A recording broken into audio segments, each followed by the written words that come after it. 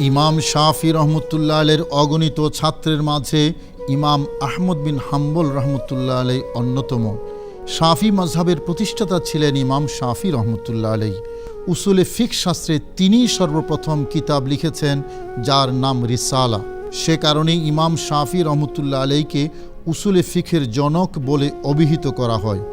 এছাড়াও ইলমে দ্বীনের প্রায় প্রতিটি শাখা প্রশাখায় ইমাম শাফি রহমতুল্লাহ আলাইহি অগাধ পাণ্ডিত্য অর্জন করেন। 204 হিজরির রজব মাসের শেষ রাতে তিনি ইন্তেকাল করেন এবং এই জায়গায় ওনাকে দাফন করা হয়। هذا من؟ هذا سلطان محمد الكامل عمه صلاح الدين الأيوبي. وهذا هذا ملكة شمس أم سلطان. أم السلطان ملك الشمس. ملكة شمس. وهذا عبد الله بن الحكم. عبد الله بن الحكم. هو كان صاحب هذا البيت، صاحب صاحب هذا المكان. هذا المكان. مم. وما هي المناسبة بينه وبين الإمام الشافعي؟ ما في مناسبة.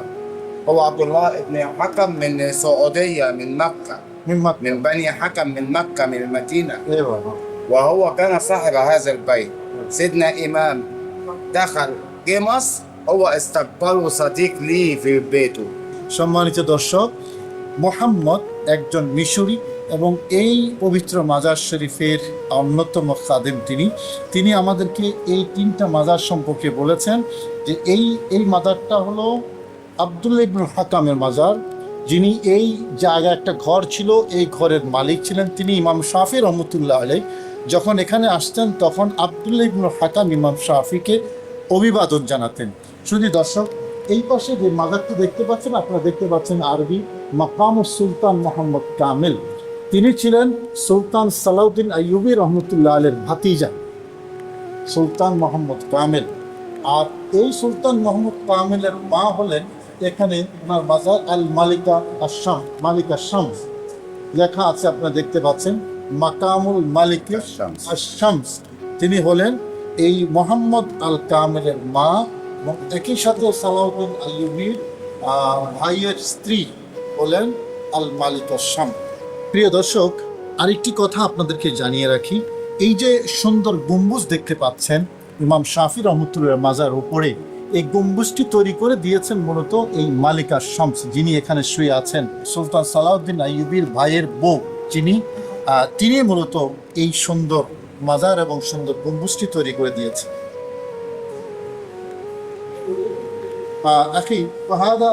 প্রিয় দর্শক, ইমাম শাফি রহমতুল্লাহ আলাইহির মাজার কমপ্লেক্সের ভেতরে এসে আরেকটি বরকতময় নিয়ামতের সন্ধান পেয়ে গেলাম। এখানে দায়িত্ববানগণ যখন এই নিয়ামতের কথা বলছিলেন তখন আনন্দে মন প্রাণ নেচে উঠেছে। কদম সৈয়দনা মুহাম্মদ সাল্লাল্লাহু আলাইহি ওয়াসাল্লাম। সেই নিয়ামত হলো প্রিয় নবী রাসূল করিম সাল্লাল্লাহু আলাইহি ওয়া আলিহি ওয়াসাল্লামের পবিত্র কদম মোবারকের চিহ্ন। দর্শক, আমাদের এই ভাই মোহাম্মদ তিনি বলেছেন এটা রাসূল করিম সাল্লাল্লাহু আলাইহি ওয়াসাল্লামের পবিত্র কদম মোবারকের স্পর্শধন্য এই জায়গাটি। এখানে নবীজির পবিত্র কদমের স্পর্শ লেগেছে, সেই জন্য এটা অত্যন্ত বরকতময়। هذا من وضع هذا آثار.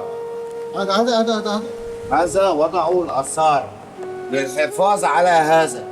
للحفاظ على মাশাআল্লাহ। শুধু দর্শক, এই যে উপর যে গ্লাসটা দেওয়া হয়েছে, তিনি বলেছেন এই গ্লাসটা এই বরকতময় স্পর্শধন্য বস্তুটাকে হেফাজত করার জন্য রাখা আছে। আসলেই নবীজির স্পর্শ যেখানে লেগেছে আর সাজিম থেকেও সেটা দামি হয়ে গেছে, এটাকে হেফাজত করার জন্য এখানে রাখা হয়েছে। ইমাম শাফি রহমতুল্লাহ আলাইহি তৎকালীন যে বাদশাহ ছিলেন হেজাজের, তারা এটা ইমাম শাফিকে উপহার দিয়েছেন এবং ইমাম শাফি রহমতুল্লাহ আলাইহির ওসিয়ত মোতাবেক ওনার পবিত্র মাজারের পাশেই এই নবীজির পবিত্র বরকতময় জিনিসটাকে রাখা হয়েছে। সম্মানিত দর্শক, এই হলো সেই বরকতময় নবীজির স্পর্শ ধন্য সেই জিনিসটা। আসলেই আমাদের আবেগ, আমাদের শ্রদ্ধা, আমাদের ভালোবাসার জায়গা। নবীজির পবিত্র কদম মুবারক যেখানে লেগেছে সেই জায়গা আজ আমরা আপনাদেরকে নিয়ে এসেছি। আল্লাহ পাক রব্বুল আলামিন সূরাতুল বালাদের মধ্যে বলেছেন, লা উকসিমু বিহাদাল বালাদ ওয়া আনতা হিল্লুম বিহাদাল বালাদ। আমি এই শহরের কসম করছি এ কারণে যে এই শহরে আপনার কদম লেগেছে।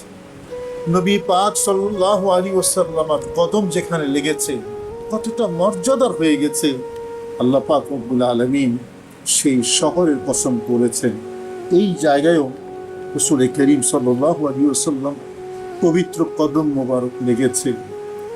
এর উসিলায় আল্লাহ আমাদের সবাইকে ক্ষমা করে দিন, আমাদের সকলের ফরিয়াদ কবুল করুন। শুধু দর্শক, আসলে দেখলে মন পড়ে যায়, আপনার পেয়ারা নবীকে দেখিনি, কিন্তু রাসূল করিম সাল্লাল্লাহু আলাইহি ওয়াসাল্লাম কদম মোবারক যেখানে লেগেছে সেই জায়গাটা, সেই স্পর্শধন্য জিনিসটা দেখার আজকে আল্লাহ পাক তৌফিক দিয়েছেন। আল্লাহর দরবারে হাজার শুকরিয়া। কাঠের উপর রাসূল করিম সাল্লাল্লাহু আলাইহি ওয়াসাল্লামের এই পদচিহ্নটিকে গ্লাস দিয়ে ঢেকে রাখা হয়েছে, যাতে মূল কাঠের উপর পদচিহ্নটি ভালো মতো সংরক্ষিত থাকে। ইমাম শাফি রহমতুল্লাহ আলাইহির মাজারের ভেতরের এক কোণে বরকতময় এই পদচিহ্নটি রাখা আছে। হাজার হাজার জিয়ারতকারীদের আকর্ষণের কেন্দ্রবিন্দু থাকে এই পদচিহ্ন। থাকারই কথা, যে জিনিসের সাথে পেয়ারা নবী রাসূল করিম সাল্লাল্লাহু আলাইহি ওয়াসাল্লামের স্পর্শ লাগে তা মহান ও বরকতময় হয়ে যায়। পবিত্র কোরআন ও হাদিসে তার বহু উদাহরণ আছে। আরেকটি পদচিহ্নের কথা তো আমরা সকলেই জানি, তা পবিত্র মক্কা নগরীতে আল্লাহর ঘর কাবা শরীফের পাশেই সংরক্ষিত আছে। পবিত্র কোরআনের ভাষায় তা হলো মাকামে ইব্রাহিম, আল্লাহর নবী হজরত ইব্রাহিম আলাইহিস সালামের পায়ের চিহ্ন।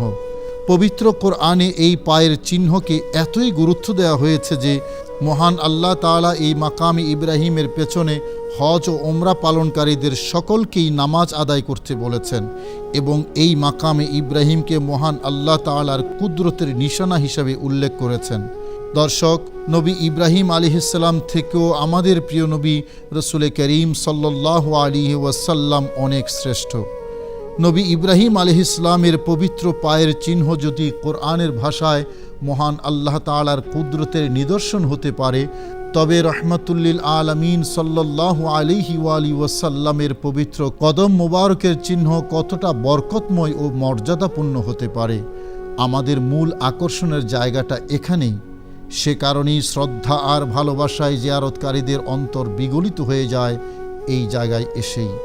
নবী প্রেমিক মানুষগুলো অশ্রুসিক্ত হয়ে যায় এখানে জিয়ারত করার জন্য যারাই আসেন প্রত্যেকের মনে একটি অনুভূতি বারবার জেগে ওঠে, আমরা তো প্রিয় নবী রাসূল করিম সাল্লাল্লাহু আলাইহি ওয়াসাল্লামকে দেখিনি, আজ প্রিয় নবী রাসূল করিম সাল্লাল্লাহু আলাইহি ওয়াসাল্লামের পবিত্র কদম মোবারকের চিহ্ন দেখে ধন্য হলাম। প্রিয় দর্শক, রাসূল করিম সাল্লাল্লাহু আলাইহি ওয়াসাল্লাম আর পবিত্র কদম মোবারকের আরেকটি পদচিহ্ন তুরস্কের ইস্তাম্বুল শহরের তুপকাপি মিউজিয়ামে এখনও সংরক্ষিত আছে। সেখানেও অনেক জিয়ারতকারীরা রাসূল করিম সাল্লাল্লাহু আলাইহি ওয়াসাল্লামের বরকতময় এই পদচিহ্ন প্রতিদিন জিয়ারত করতে যান। দর্শক, জিয়ারত শেষ করে আমরা যখন ইমাম শাফি রহমতুল্লাহ আলাইহির মাজারের মূল কামরা থেকে বের হচ্ছি, তখনই হাতের বাঁ পাশে আরেকটি মাজার চোখে পড়ল। মাজারের পাশে বড় করে লেখা শাইখুল ইসলাম জাকারিয়া আনসারী রহমতুল্লাহি আলাইহি। আমি বুঝে গেলাম উনি কে। শুধু দর্শক, ইমাম শাফি রহমতুল্লাহের মাজারের ঠিক পেছনেই আরেকজন মহান মনীষীর মাজারে আমরা দাঁড়িয়ে আছি। তিনি হলেন শাইখুল ইসলাম জাকারিয়া আল আনসারী। তিনি ইসলামের আরেকজন বিশেষজ্ঞ পণ্ডিত, যার অসংখ্য কিতাব ইসলামিক বিভিন্ন শাস্ত্রে, কোরআন কারীমের তাফসীর, হাদিসের ব্যাখ্যা, ফিকহ ফতোয়ার মধ্যে আছে এবং যারা উলামায়ে কেরাম তারা ওনার সম্পর্কে জানেন। উনি এত বড় পণ্ডিত ছিলেন, সারা পৃথিবীর মানুষ ওনাকে শাইখুল ইসলাম বলতেন। তিনি ইমাম শাফি রহমতুল্লাহর মাজারের ঠিক পেছনেই শুয়ে আছেন শাইখুল ইসলাম আল্লামা জাকারিয়া রহমতুল্লাহি আলাইহি। পেশায় শিক্ষক বলে দ্বীনের এই মহান মনীষীকে চিনতে আমার একেবারেই সময় লাগেনি, যাকে শাইখুল ইসলাম বলে সকলেই জানে এবং মানে। দ্বীনের অনন্য সাধারণ খেদমত করেছেন বলে ওনাকে দ্বীনের অলংকার উপাধি দেয়া হয়েছে। নবম শতাব্দীর মুজাদ্দিদ বলা হয় যাকে, তিনিই শুয়ে আছেন এই জায়গায় ইমাম শাফি রহমতুল্লাহ আলাইহির পাশে। অসংখ্য কিতাব লিখেছেন আল্লামা শাইখুল ইসলাম জাকারিয়া আনসারী রহমতুল্লাহ আলাইহি। এই কিতাবগুলোর মাধ্যমে তিনি বিশ্ব মুসলিম মনীষাকে ঋণী করে গেছেন। মামলুক আমলে 825 হিজরিতে মিশরে জন্মগ্রহণ করেছেন এবং মামলুকি সালতানাতে মিশরের প্রধান বিচারপতির দায়িত্ব পালন করে 926 হিজরিতে মিশরেই ইন্তেকাল করেন এবং এই জায়গায় ওনাকে সমাহিত করা হয়। ইমাম শাফি রহমতুল্লাহ আলাইহির মাজার জিয়ারত শেষে বের হওয়ার সময় আমরা ইসলাম ধর্মের এই মহান মনীষীর মাজার জিয়ারত করে ধন্য হলাম।